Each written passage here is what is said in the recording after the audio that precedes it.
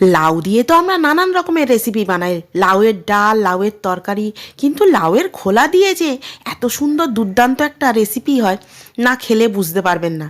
তো আমি বানিয়েছিলাম, আপনাদের সঙ্গে শেয়ার করলাম। ওই জন্য লাউ থেকে খোলাটাকে একটু মোটা করে ছাড়িয়ে নিতে হবে, আর তার সাথে সাথে আলুর গা থেকেও আলুর খোলাটাকে একটু মোটা করে ছাড়িয়ে নিতে হবে, যেন হালকা হালকা শাঁস থাকে।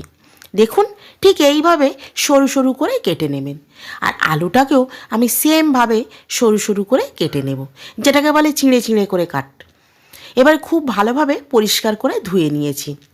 গ্যাসে কড়াই বসিয়ে তাতে সর্ষের তেলে কাঁচা লঙ্কা আর কালো জিরে ফোড়ন দিয়ে দিয়েছি। ফোড়ন থেকে গন্ধ বেরোতেই লাউয়ের খোলা আর আলুর খোলাটা দিয়ে দিলাম, সাথে সাথে লবণও দিয়ে দিলাম, একটু হলুদের গুঁড়ো, যাতে তাড়াতাড়ি নরম হয়ে যায়।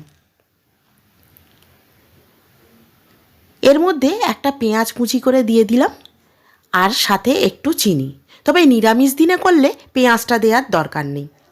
একটু লঙ্কার গুঁড়ো আর একটু জিরে গুঁড়ো, সাথে আধখানা টমেটো কুচি, একটু ধনেপাতা কুচি দিয়ে দিলাম। দেখুন কত দুর্দান্ত দেখতে হয়েছে। এটা গরম ভাতের সাথে, রুটির সাথে একদম জমে যাবে।